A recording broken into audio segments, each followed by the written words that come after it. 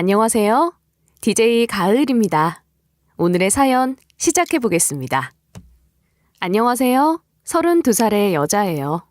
직장을 다니면서 노인 복지를 공부하고 있는 늦깎이 학생이자 직장인이에요.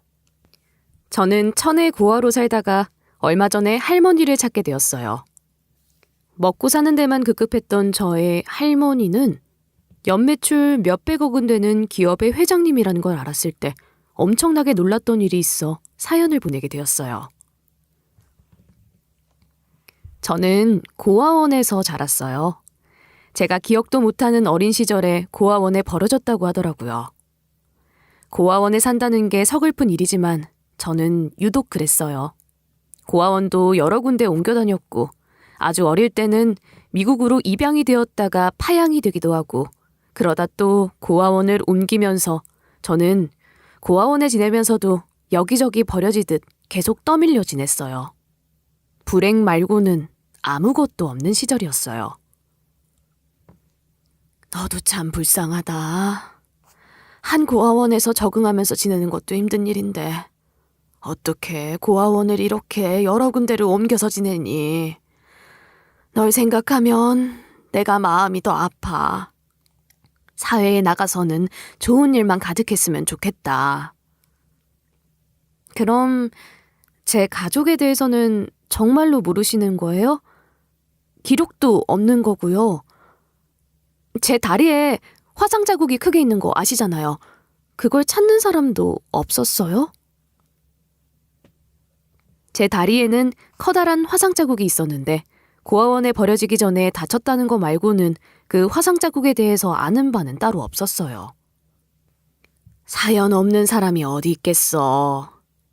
부모님이야 찾으면 좋겠지만 지금까지 연락도 없고 찾아오는 사람도 없는 거 보면 너도 기대는 그만하고 네 인생을 살아. 어쨌든 저는 고아원에서 자라 성인이 되어 혼자 살게 되었는데 공부를 하고 싶어서 대학도 다니고 싶었지만 먹고 사는데 급급해서 식당에서도 일하고 공장에서도 일하면서 닥치는 대로 돈을 벌면서 살았어요.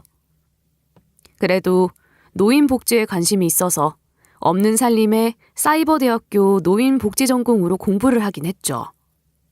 저는 어릴 때부터 어른들의 사랑을 받아보지 못해서 그런지 할머니, 할아버지가 있는 사람들이 부러워서 노인복지에 관심을 갖고 있었거든요. 우리 기업 회장님이 간병인 뽑는다는 얘기 들었어? 월급도 엄청 준다는데 이번 기회에 공장 일 때려치우고 간병인이 날까봐.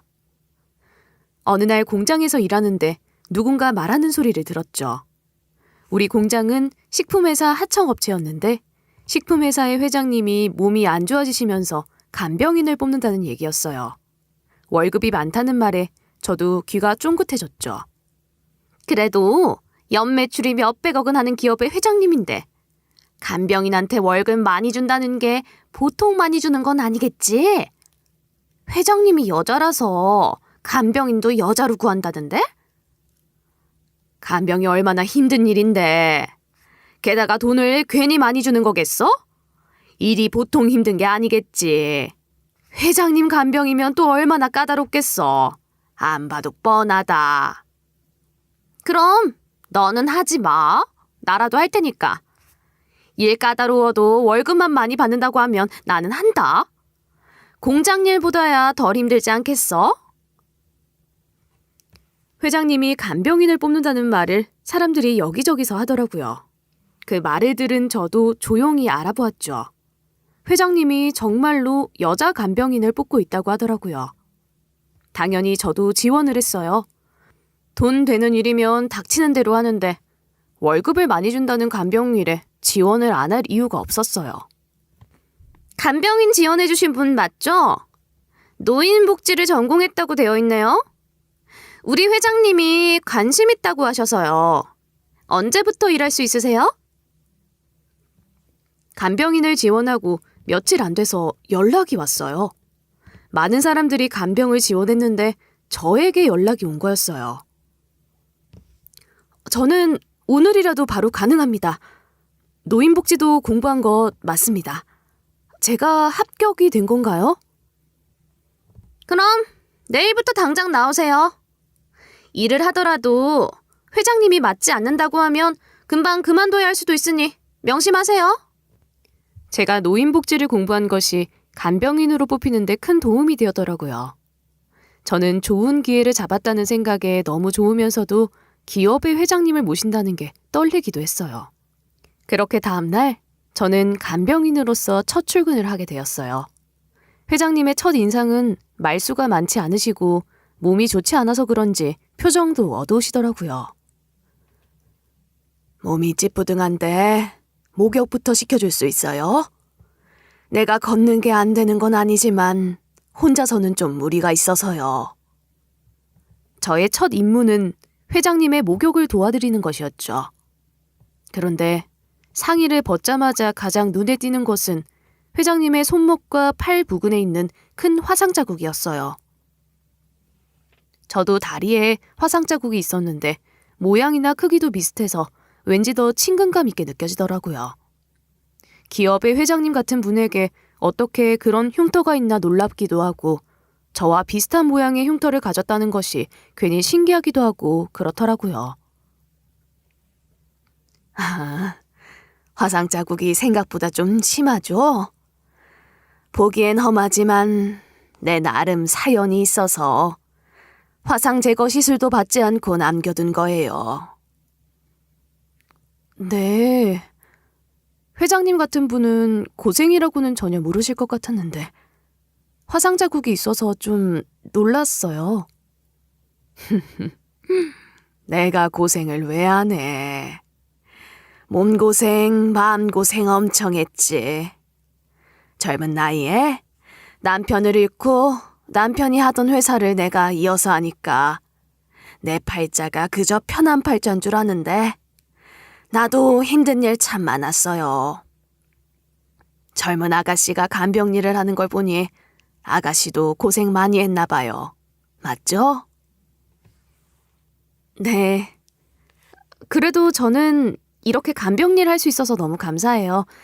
제 능력이 되는 한 최선을 다할게요. 그 말 참 좋네.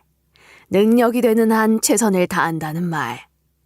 아가씨는 성실하게 일 잘할 것 같아요. 나도 앞으로 잘 부탁할게요. 회장님은 저랑 말도 섞지 않으실 줄 알았는데 저를 따뜻하게 대해주셨어요. 저는 정말로 제가 할 수 있는 최선을 다해서 회장님을 꼼꼼하게 살피고 일상생활에 지장이 되지 않게 도와드렸어요.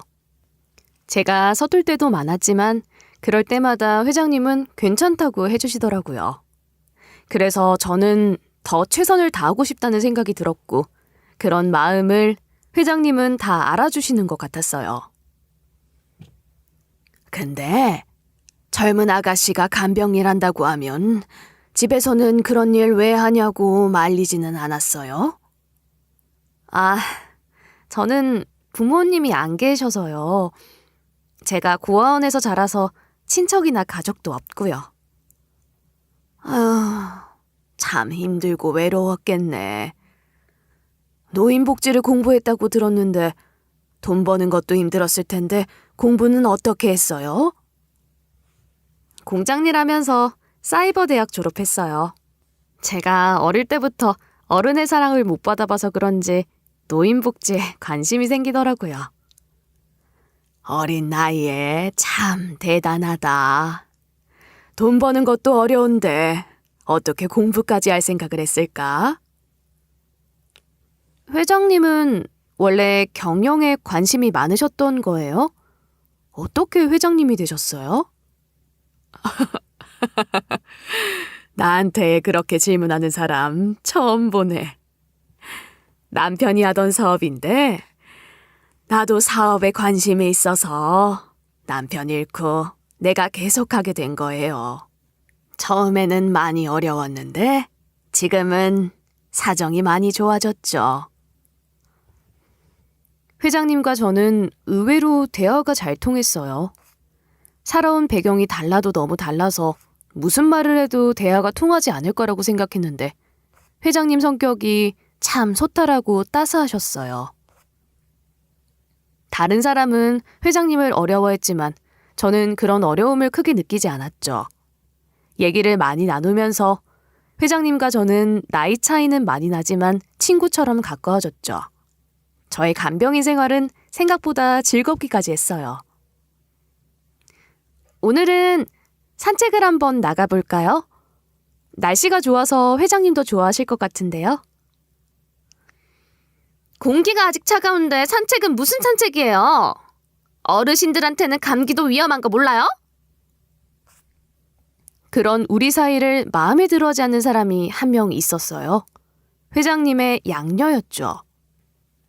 회장님에게는 저보다 나이가 많은 양녀가 하나 있었는데 제가 일을 할 때면 한시도 눈을 떼지 않았어요. 마치 감시하는 것처럼 느껴졌었죠. 제가 큰 실수를 한 것도 아니고 회장님과 잘 지내는데 왜 그렇게 저를 싫어하는 건지 처음에는 이해할 수 없었어요. 이봐요. 그렇게 쿵쿵거리면서 걷지 말라고 했잖아요. 여기가 운동장인 줄 알아요? 회장님이랑 지내려면 걸음걸이도 조심해야 된다고 내가 몇 번을 말해요? 제발 조용히 좀 걸어요. 죄송합니다. 회장님이 추우실까봐 빨리 담요를 가져다 드리려다 보니까 저도 모르게 뛰게 되었어요. 그런 건 미리미리 준비를 해놨어야죠. 간병일을 너무 만만하게 보는 거 아니에요? 당신 아니어도 이 일 하겠다는 사람이 얼마나 많은 줄 알아요? 정신 차려요. 죄송합니다. 더 정신 차리고 신경 쓰겠습니다. 다시는 이런 일이 없도록 조심하겠습니다. 결혼은 안 해봤지만 시집살이가 이런 게 아닐까 예상이 될 정도로 사소한 일에도 구박을 하더라고요. 회장님과 제가 금방 가까워진 것을 마음에 안 들어한다는 걸 한눈에 알 수 있었죠. 왠지 질투를 하는 것 같았어요.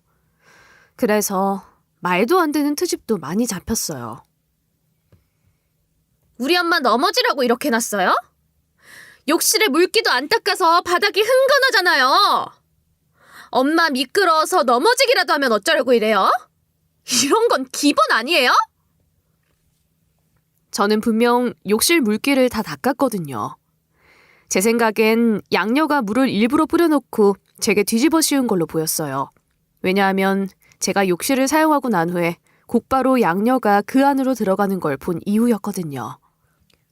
저는 분명히 물기 다 닦았어요. 욕실 바닥 마른 거 확인까지 다 했다고요.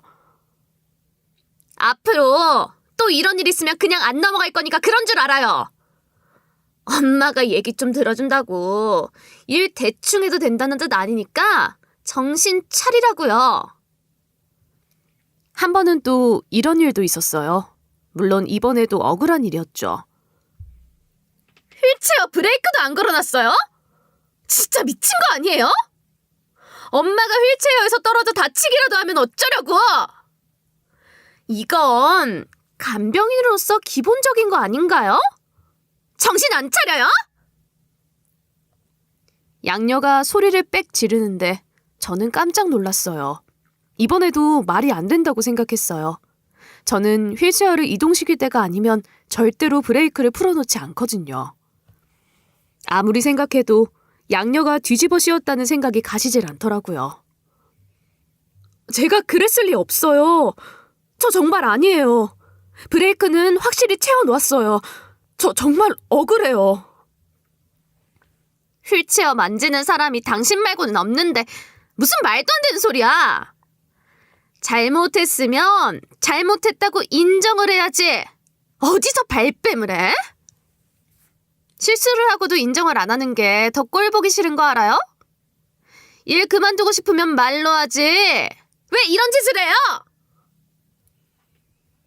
양녀가 저를 무섭게 다그치는데 억울해서 어쩔 줄 몰랐어요. 저는 순간 회장님을 바라보았죠. 다른 사람은 몰라도 회장님만큼은 저를 믿어주길 바랐어요. 아니라는데 그만 좀 해라. 그리고 왜 그렇게 큰 소리를 쳐? 아니라고 하면 그냥 넘어가도 될 일이잖아. 사사건건 그렇게 잘못을 찾아다니면 간병일을 어떻게 하니?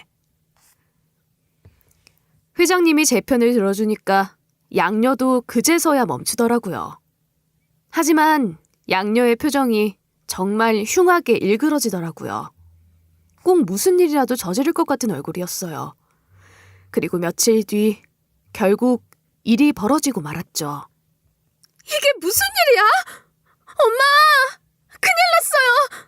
좀 전에 멀쩡하게 살을 먹던 양이가 갑자기 숨을 안 쉬어요! 회장님이 자식같이 아끼는 강아지가 있는데 제가 준 사료를 먹고 얼마 안 있어서 숨을 거둔 거였어요. 제가 사료를 줄 때만 해도 전혀 이상함을 느끼지 못했는데 갑자기 숨을 거둔 게 말이 안 되는 일이었어요. 평소에는 너무나 건강했고 아침까지만 해도 활기차게 뛰어다녔기 때문에 더더욱 이상했죠. 저도 예쁘다고 귀여워했던 강아지인데 제가 사료를 준 다음에 그런 일이 생겼으니 저 또한 슬프기도 했지만 순간 불안함을 느꼈어요. 이 일이 저에게 큰 문제가 될 것 같은 느낌이 들더라고요. 그게 무슨 소리야? 아까까지만 해도 멀쩡했던 양이가 갑자기 숨을 안 쉰다니. 그게 무슨 말도 안 되는 소리야. 그 사이에 무슨 일이 있었던 거야? 회장님은 놀라서 소리치고 저는 직감적으로 이 불통이 저에게 튈 거라는 걸 알 수 있었죠. 너야? 네가 그런 거야? 네가 양이한테 사료 주고 갑자기 양이가 저렇게 됐어. 네가 사료에다 무슨 짓을 한 거지? 저는 정말로 모르는 일이에요. 저는 그냥 평소처럼 사료를 준 것 말고는 아무것도 한 게 없어요. 더 말고는 양이한테 사료도 간식도 준 사람이 없는데 무슨 소리야? 갑자기 양이가 왜 이렇게 돼? 어떻게 이런 못된 년이 우리 집에 들어온 거지? 너 대체 무슨 속셈으로 우리 집에 들어온 거야? 어? 양녀는 다짜고짜 저에게 달려들어 제 머리채를 잡고 흔들더라고요. 어지럽고 혼란스러웠지만 저는 한 가지는 분명히 알았어요. 너무 억울하다는 것. 그리고 욕실에 자기가 물을 뿌려놓고 저에게 뒤집어 씌운 것처럼 양녀가 저를 모함하는 게 아닐까 하는 생각도 들더라고요. 저 그런 짓 한 적 없어요. 전 그냥 평소처럼 사료를 준 것 말고는 아무것도 한 게 없어요. 전 정말로 모르는 일이에요. 저 아니에요. 당장 우리 집에서 나가. 이번 일 절대로 그냥 넘어가지 않을 거야. 소송 걸 거니까 그런 줄 알아. 엄마, 얘 가만 놔두면 안 되래요. 이런 애는 더한 짓도 꾸미고도 남아요. 이런 사람 집에 계속 둘 거예요? 양녀의 말을 들은 회장님이 저에게 당장 나가라고 소리를 지르더라고요. 네가 정말 양이를 죽게 만든 거야? 너 당장 내 집에서 나가. 꼴도 보기 싫으니까 당장 나가. 저 좀 살려주세요. 저 정말 아니에요. 그럴 리가 없어요. 제가 왜 그러겠어요. 이건 모함이에요. 소송이란 말도 놀랐지만 회장님의 반응에 저는 기겁할 듯 놀라서 무릎까지 꿇고 빌었어요. 그런데 모함이라는 말에 양녀가 화가 머리끝까지 나서 저에게 발길질을 하더라고요. 모함? 그럼 누가 너 대신 우리 양이 해치고 너한테 뒤집어 씌우기라도 했다는 거야? 이거 완전 또라이네. 엄마가 양이를 예뻐하니까 전현이 질투나서 양이 밥에 못한 거예요. 얘 당장 내쫓아야 돼요. 이런 애가 집에 있으면 또 무슨 짓을 꾸밀지 모른다고요. 저 정말 아니에요. 전 양이를 귀엽다고만 생각했지 해칠 생각한 적 한 번도 없어요. 제가 어떻게 양이를 해쳐요? 지금까지 양이 아픈 적 한 번 없던 애야. 너 말고 이런 짓 꾸밀 사람 누가 있어? 걔가 무슨 잘못이 있다고 이런 짓을 해? 저는 아니라고 울며불며 외치고 매달렸죠. 그러는 과정에서 입고 있던 바지가 딸려 올라가면서 제 다리에 화상 흉터가 보였더라고요. 그런데 그 흉터가 양녀를 더 자극했나 봐요. 그 흉터를 본 양녀가 또 소리를 치더라고요. 얘 봐라. 다리에 문신 있던 것도 지운 거니? 너 이거 문신 지우던 흉터지? 이런 양아치 건달을 봤나. 엄마! 얘 당장 내보내야 돼요. 얘 완전 노리고 우리 집에 들어온 거라고요. 회장님을 바라보았지만 회장님은 양이를 잃은 충격 때문인지 아무 말씀 없이 멍하니 계시더라고요. 이거 그런 거 아니에요. 저는 여기에 간병하러 온 거지. 한 번도 나쁜 마음 가진 적 없어요. 제발 저 좀 믿어주세요. 양녀는 마치 준비라도 한 것처럼 저를 쫓아낼 말들은 쉬지 않고 내뱉더라고요. 제가 아무리 애원을 해도 양녀는 저를 때리고 저에게 독한 말을 쏟아내더라고요. 저는 그렇게 그 집에서 쫓겨났어요. 정말 억울했지만 제 얘기를 들어주는 사람은 아무도 없었죠. 회장님 집에서는 저를 소송한다고 했는데 저는 모아놓은 돈도 없고 변호사를 쓸 수도 없는데 이제 정말 나락으로 떨어지는구나 생각이 들더라고요. 제 주제에 간병인으로 너무 좋은 생활을 즐겼던 것이 죄였나 봐요. 저는 울다 잠들기를 반복하며 며칠을 보냈어요. 그때는 앞이 깜깜해서 다른 일을 할 생각이 들지도 않더라고요. 그리고 어느 날 모르는 번호로 연락이 왔어요. 회장님 측 변호사입니다. 지금 제 사무실로 와주시면 설명드릴 게 몇 가지 있습니다. 저한테 소송 거는 문제 때문에 그러신 거죠? 근데 저는 결백하고 억울한데 제 얘기도 들어주실 건가요? 그보다 더 중요한 문제가 있어서 그 얘기부터 해야 할 것 같습니다. 일단은 사무실로 오시죠. 변호사가 더 중요한 문제라고 하는데 그 말이 훨씬 두렵더라고요. 저는 기력이 다 떨어진 몸을 겨우 이끌고 변호사 사무실을 찾아갔어요. 그곳에 가니 제가 며칠 동안 정성껏 보살폈던 회장님도 계시더라고요. 삭막하고 숨이 막히는 분위기에 숨이 멎을 것 같더라고요. 저는 그대로 주저앉아서 숨을 헉헉댔어요. 공황발작이랑 비슷한 증상이 나타나더라고요. 그랬더니 회장님이 저를 꼭 안아주시는 거예요. 회장님의 품에 안기고 나서야 저는 좀 진정이 되면서 제정신으로 돌아오더라고요. 하지만 저에게 화를 내고 소리지시던 회장님이 왜 갑자기 저를 안아주시는 건진 이해가 되지 않았죠. 저는 정말로 아무것도 하지 않았어요. 저는 양이한테 아무 짓도 하지 않았어요.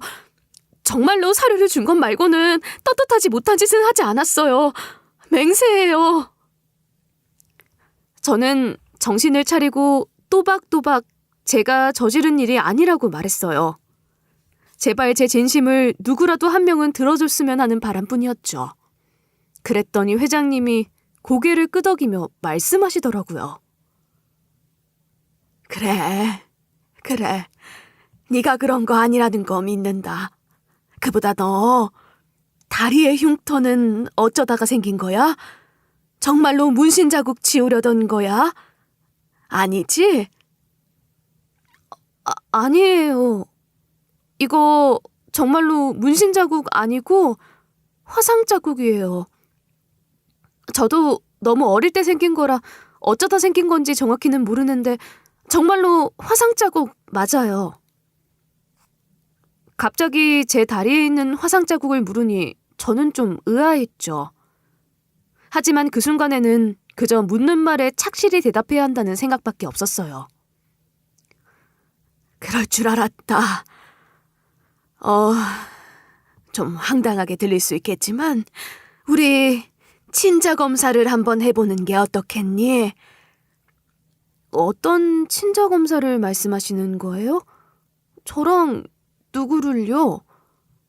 전 가족도 없고 아무도 없어요. 갑자기 친자 검사까지 받자고 하시니 저는 더 혼란스러웠어요. 변호사가 말한 더 중요한 문제라는 게 친자 검사와 관련된 일임은 알겠더라고요.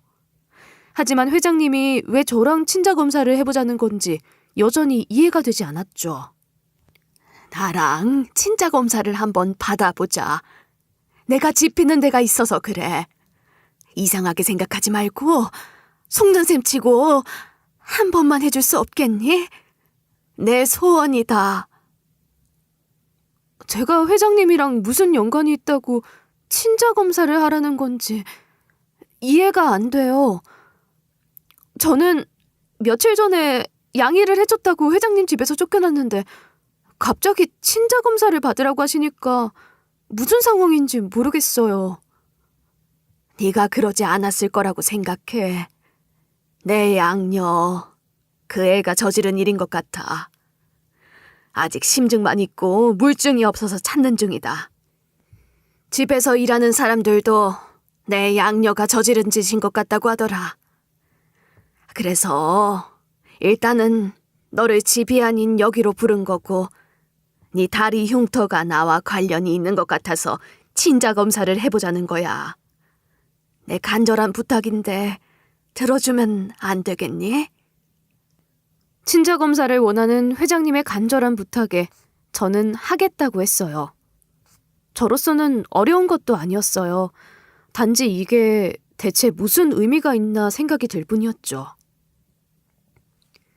그동안 어떻게 지냈는지 자세히 얘기해 줄 수 있어? 고아원에 살았던 이야기 말이야. 제가 고아원에 들어가자마자 그 고아원이 없어지면서 바로 다른 고아원으로 옮겨졌대요. 그리고 미국으로 입양이 되었다가 파양이 되어서 다시 한국으로 돌아오고 또 고아원이 옮겨지고 계속 그렇게 고아원 안에서도 떠돌이처럼 지냈어요. 그동안 저를 찾으려는 사람이 있었어도 제가 하도 옮겨다녀서 찾을 수 없었을 거예요. 어쩌면 저를 찾으려는 노력을 한 사람조차 없었을지도 모르고요. 제 말을 들은 회장님은 알 수 없이 묘한 표정을 지으시더라고요. 안타깝다고 생각을 하시는 건지 뭐 이런 애가 다 있나 생각을 하시는 건지 알 수가 없었죠. 어쨌든 저는 그렇게 제 얘기도 하고 양이가 숨을 거둔 게 제 탓이 아니라고 믿는다는 얘기도 듣고 친자 검사까지 했어요. 이제 와서 이런 부탁이 너한테 어떻게 들릴지 모르겠지만 간병일 계속 해주면 안 되겠니? 나는 네가 내 곁에 계속 있어줬으면 좋겠는데. 제가 다시 회장님 댁으로 들어가면 회장님 따님분이 싫어하실 거예요. 그게 제일 걱정이 돼요. 그 애는 내가 내보낼 거야. 그건 걱정하지 말고 너만 괜찮다면 예전처럼 간병일을 해줘. 난 너를 곁에 두고 지내고 싶어. 친자 검사랑 상관없이 네가 간병일을 잘했어. 그럴게요.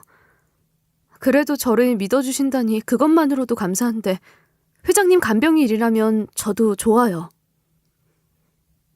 그렇게 저는 회장님 집에 상주하면서 간병일을 다시 하게 되었어요. 양녀는 집에 없더라고요.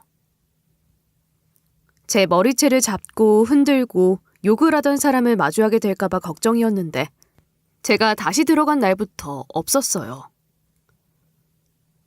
회장님 양녀는 회장님이 집에서 나가라고 하니까 별 말도 하지 않고 그냥 나가더라고요. 회장님이 양이 일로 자기를 의심하고 있다는 걸 아는 것 같았어요. 그래도 아직까지 양이 일로 물증이 없어서 나가 살라고 하는 것 말고는 별다른 조치를 취하지 못하고 있어요. 양녀도 그저 조용히 있기만 해서 지켜보던 우리는 이게 무슨 상황인가 당황스럽기만 하지 뭐가 뭔지 모르겠더라고요. 그럼 그 일은 아직도 해결이 안 된 거예요? 그냥 짐작으로 양녀가 그랬을 거다 다들 그렇게 말은 하는데 아직은 정확한 게 아무것도 없어요. 그나저나 잘 왔어요. 강아지도 죽고 그래서 회장님이 계속 얼굴이 어두우셨는데 우리 간병인이 오니까 그래도 회장님이 좀 웃으시네. 제가 회장님 집으로 돌아왔더니 파출부 아주머니가 반겨주면서 양녀의 얘기를 해주시더라고요. 양녀가 회장님 집에서 쫓겨나긴 했지만 여전히 양이를 해친 범인에 대해서는 확실한 게 아무것도 없었죠. 어쨌든 그 일로 회장님은 집안도 불안하다며 한두 개밖에 없던 홈캠을 여러 개 더 설치하셨어요. 저는 떳떳했기 때문에 차라리 잘 됐다는 생각이 들더라고요. 그 이후로 저는 회장님 집 밖으로는 단 한 번도 나가지 않았죠. 회장님 보는 앞에서 투명하게 일했고요. 제 주변에 홈캠이 있어서 제가 얼마나 똑바로 일을 하고 있는지 증거로 남길 수 있어서 더 좋았어요. 그렇게 며칠이 지나고 대망의 날이 온 거예요. 천륜의 끈은 끊을 수 없다고 하더니 결국 만나는구나. 내 손녀인 너를 이제야 만나는구나. 이리 와봐. 어서 이 할머니 좀 한번 안아줘. 회장님이 친자검사 결과지를 손에 쥐고 저를 빤히 바라보더니 오열을 하시더라고요. 그리고 저를 손녀라고 부르시는데 평생을 고아로 살아온 제가 갑자기 회장님의 손녀라니까 너무 놀랍고 믿기지 않았어요. 그리고 회장님은 대체 저를 어떻게 알아보고 친자검사를 하자고 하신 건지, 회장님은 무슨 사연을 갖고 계신 건지 머리가 복잡하기만 했어요. 제가 회장님 손녀라고요? 아니, 어떻게 그런 일이 있을 수가 있죠?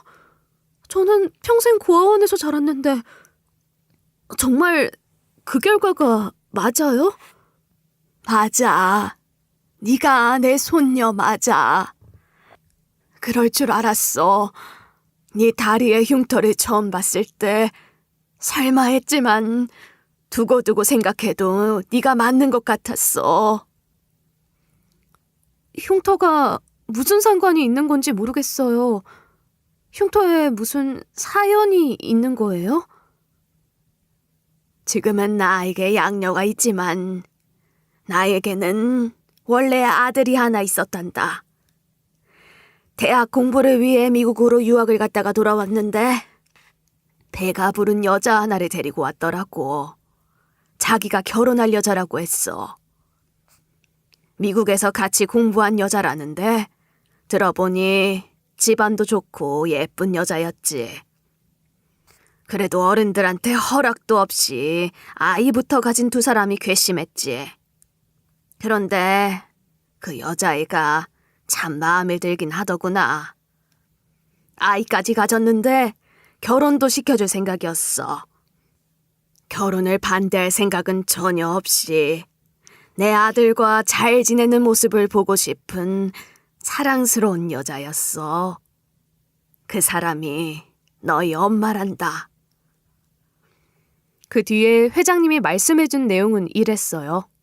여자의 배가 너무 부른 상태였기에 아이를 낳은 다음에 식을 올리려고 했다고 했어요.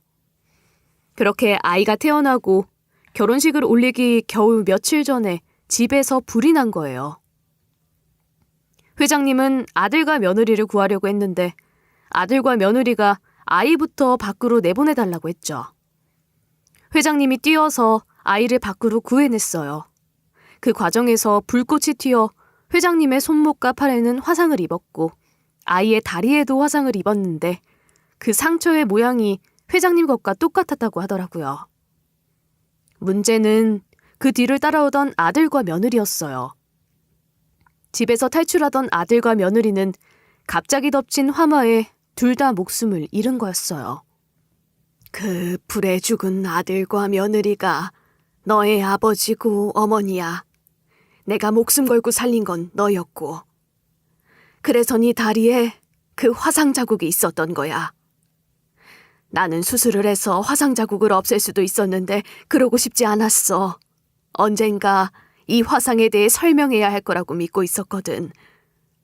화상 흉터를 없애질 않기를 잘했지.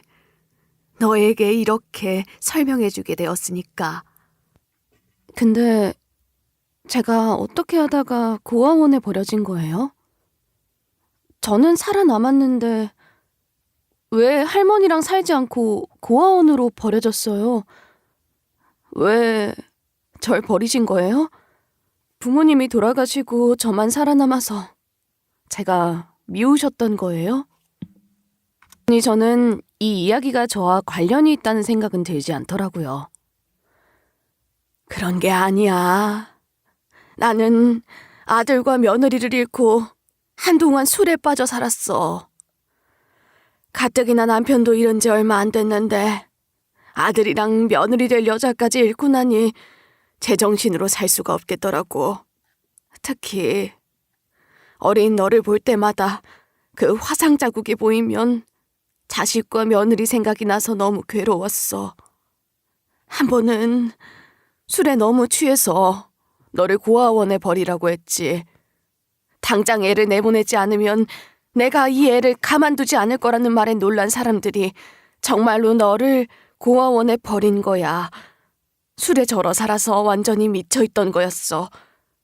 그게 내 가장 큰 실수였어.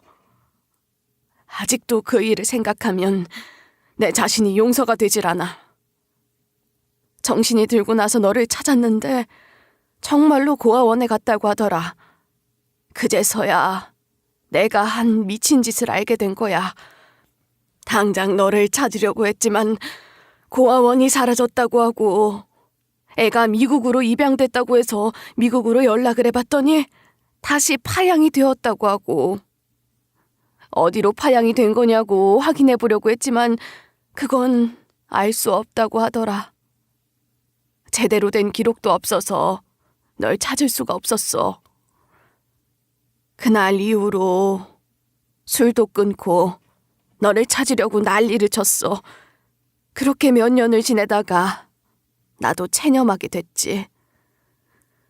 내가 저지른 짓의 대가로 너를 영영 찾을 수 없는 벌을 치르는 거라고 생각했단다.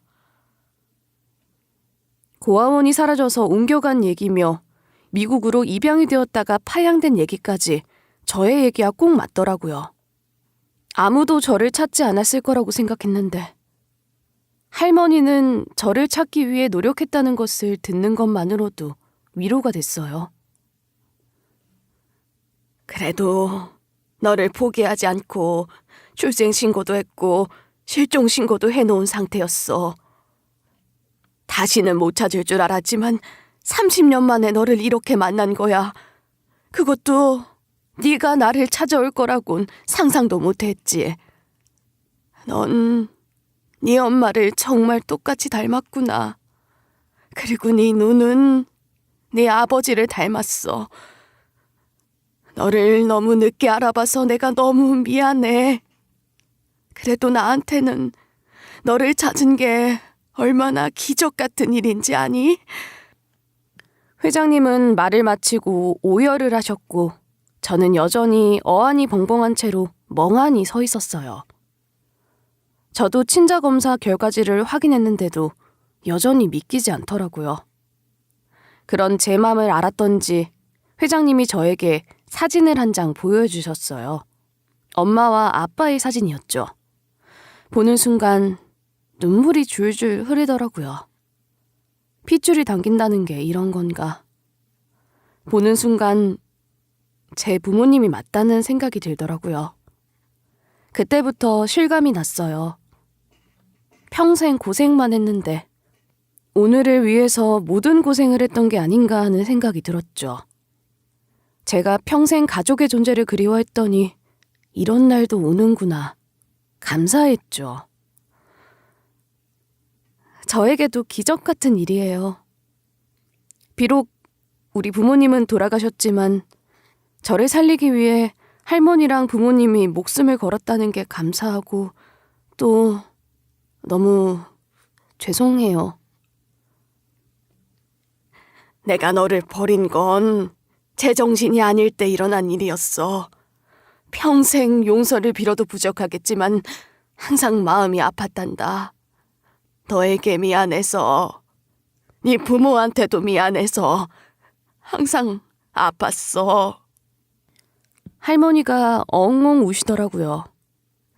저는 할머니를 꼭 안아드리면서 말했어요. 제 할머니셨군요.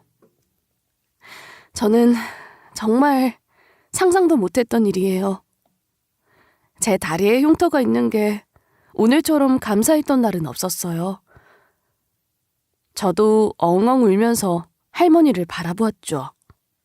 할머니는 저를 끌어안고 우리 둘은 그렇게 한참을 울었어요. 말해봐. 하고 싶은 게 뭔지. 나는 평생 너한테 해주고 싶은 거 하나도 해준 게 없어. 네가 말만 하면 나는 네가 원하는 대로 다 해줄 거야. 지금은 아무 생각도 나지 않아요. 그냥 할머니를 찾았다는 게 너무 기뻐서 그냥 좋아요. 할머니는 저에게 뭐든 해주겠다고 하셨는데 저는 그저 저에게도 할머니가 있다는 사실에 기쁘기만 했어요. 이게 전부 꿈일까봐 무섭기도 하더라고요. 솔직히 여전히 혼란스럽기도 했고요. 그리고 제 인생은 그날 이후로 완전히 바뀌었어요. 너희 부모님 있는 곳에 같이 다녀오자. 널 찾으면 그것부터 꼭 하고 싶었어.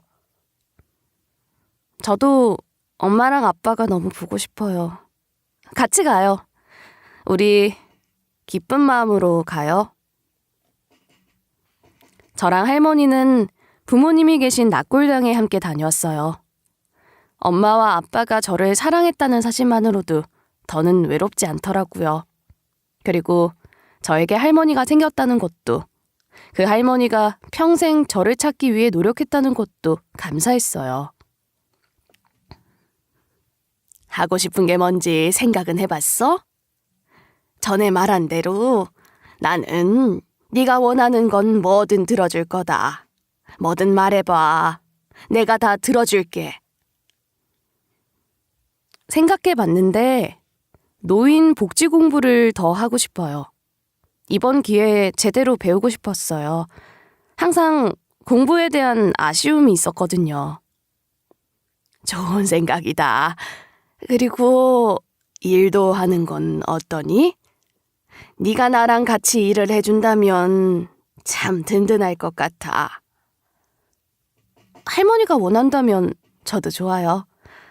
그리고 간병인은 따로 구하지 않으셨으면 좋겠어요. 제가 계속 할머니 간병도 하고 싶어요. 제 말에 할머니가 정말 좋아하셨어요. 나야 좋은데 공부도 하고 일도 하면서 나까지 보는 거 괜찮겠어? 네가 너무 힘들까 봐 걱정이야. 평생 갖고 싶었던 가족을 찾았는데 그 정도는 아무것도 아니에요. 다른 사람한테 간병 맡기지 말고 제가 할머니 보살필 수 있게 해주세요. 그러자. 나도 너랑 더 오래 있을 수 있다면 좋을 것 같아. 저는 항상 공부가 하고 싶었는데 본격적으로 공부를 할 수 있다는 것만으로도 너무 기쁘더라고요. 그리고 할머니 회사에서 일을 하는 것도 즐거웠어요. 사람들은 저에게 친절하게 일을 가르쳐 주었고 저는 스펀지처럼 배울 준비가 되어 있어서 그런지 일을 배우는 속도도 빨랐어요. 직원들도 그런 저와 일하는 것을 좋아했고 가장 기뻐하신 건 역시 우리 할머니였죠. 일도 하고 집에서는 할머니 간병도 하고 그 와중에 공부도 하려니 바쁘긴 엄청 바쁘더라고요. 그래도 기분이 좋았어요. 저에게 새로운 기회가 생긴 것도 감사하고 무엇보다도 저에게 할머니가 생겼다는 사실이 가장 행복했죠. 그리고 어느 때처럼 같이 아침에 출근을 하는 중이었어요. 생각지도 못한 사람이 저를 기다리고 있더라고요. 네가 엄마 손녀라며 친자 검사로 확인했다는 얘기 들었어. 너 다 알고 우리 집에 왔던 거니? 양녀였죠.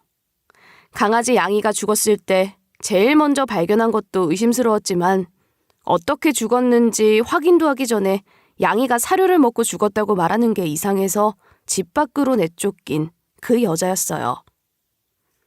저 또한 양녀가 양이를 죽였을 거라고 확신하고 있던 터라 잔뜩 경계를 했죠.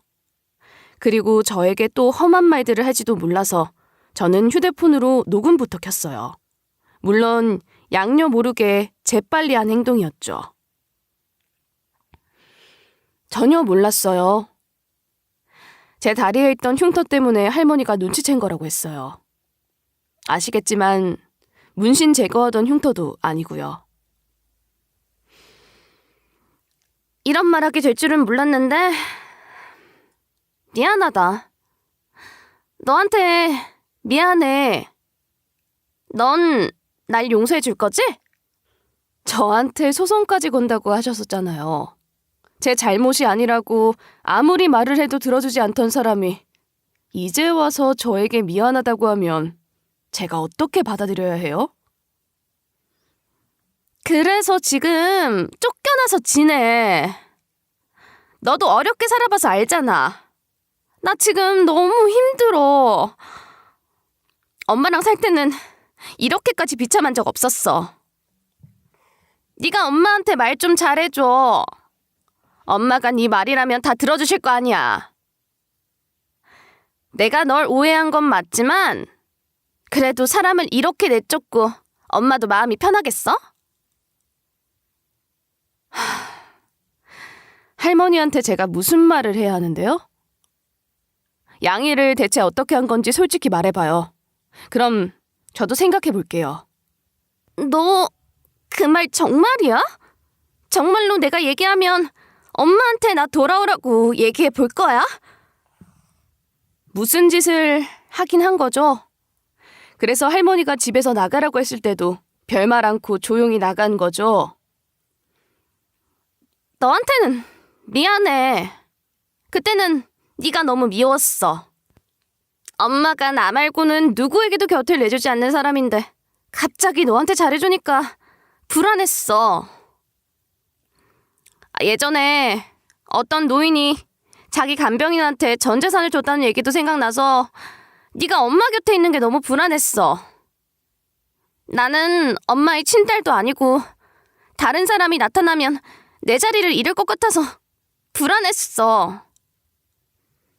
그래서 어떻게 한 건데요? 양이한테 무슨 짓을 한 거 맞죠?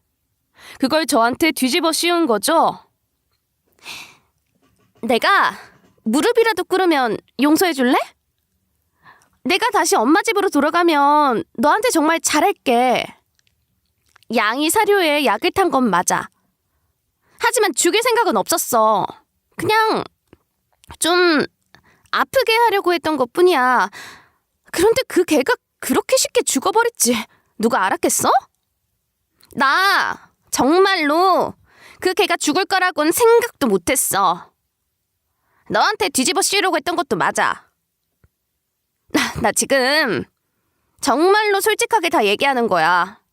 내 자존심 다 버리고 너한테 이렇게 솔직히 얘기하는데 나 좀 불쌍히 여겨줘. 양녀가 하는 말은 전부 제 휴대폰으로 녹음이 되고 있었어요. 양녀가 양이를 해쳤다는 결정적인 증거가 될 게 분명했어요. 아무리 미워도 그렇지 어떻게 그런 짓을 꾸며요? 죽을 줄 몰랐다고요. 그런다고 그게 용서가 돼요? 실수로 죽인 거니까 할머니한테 얘기 잘해달라는 거였어요? 저한테 한 짓은 기억나죠? 자기가 양이를 죽여놓고 저를 때렸잖아요. 어떻게 사람이 그럴 수가 있어요? 사소한 일로 저를 구박한 건 용서할 수 있어요. 하지만 생명을 죽인 건 용서받지 못할 일이잖아요. 내가 무릎 꿇을게. 내가 잘못했어. 부탁이야. 네가 엄마한테 실수한 거라고 얘기 좀 잘해줘. 엄마가 나 의심하고 있는 거 알아. 하지만 정말로 죽일 생각은 아니었단 말이야. 나 이제 집으로 돌아가면 너랑 엄마한테 정말로 잘할게. 정말이야. 개도 이쁜 걸로 한 마리 사서 들어갈게. 그러게 해줘. 죽은 강아지야. 사면 그만이라는 거예요? 당신은 생명을 해친 사람이에요. 나는 당신을 절대로 용서하지 못할 것 같아요. 양녀는 곧장 무릎을 꿇고 제 다리를 붙잡더라고요. 며칠 전과는 완전히 달라진 위치였죠. 그게 즐겁지는 않았어요. 그렇다고 용서해줄 생각도 없었죠. 그래. 내가 잘못했어. 나도 알아. 아무리 네가 질투가 나도 그러면 안 되는 거였어. 인정한다고. 이거 놓으세요. 다시는 제 앞에 나타나지 마세요. 하나도 반갑지 않아요. 그리고 지금 저나 양이한테 미안해서 무릎 꿇은 거 아니잖아요. 할머니의 배경이 탐나서 이러는 거잖아요. 그런 사람의 사과가 진심일 거라고 생각도 하지 않아요. 그래!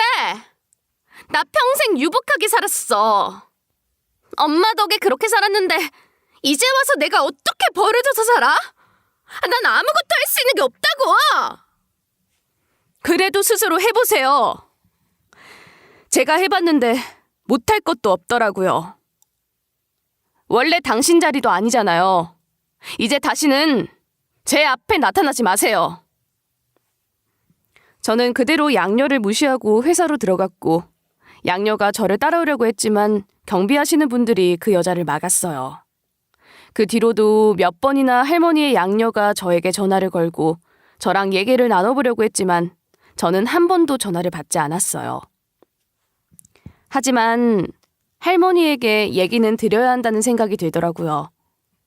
저는 할머니에게 녹음 파일을 들려드렸고 양녀를 용서하고 싶은지 여쭈어봤어요. 할머니, 양녀요. 저를 찾아왔었어요. 양이를 죽인 게 자신이 맞다고 하더라고요. 그런데 죽인 건 실수였대요.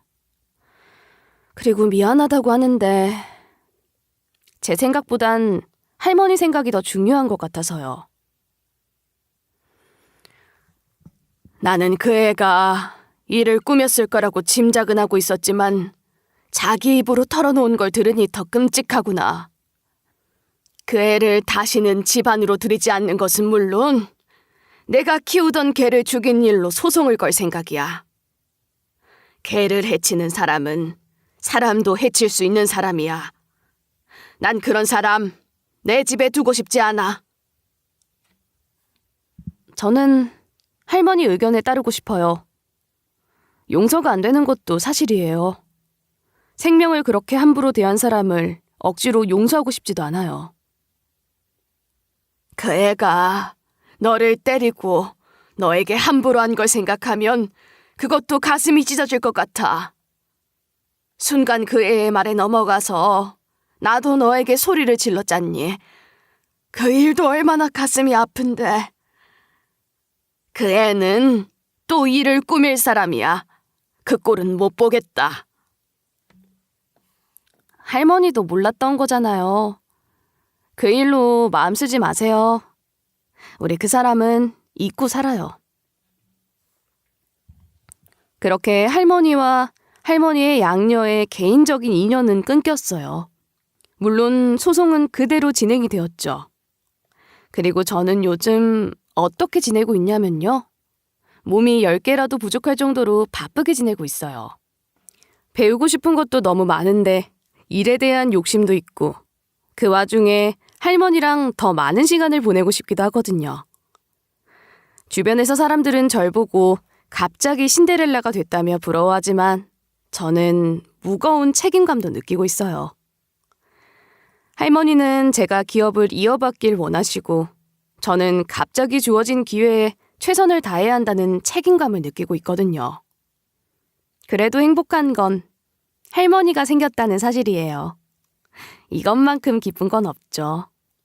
그래서 무거운 책임감도 감사한 마음으로 즐기고 있어요.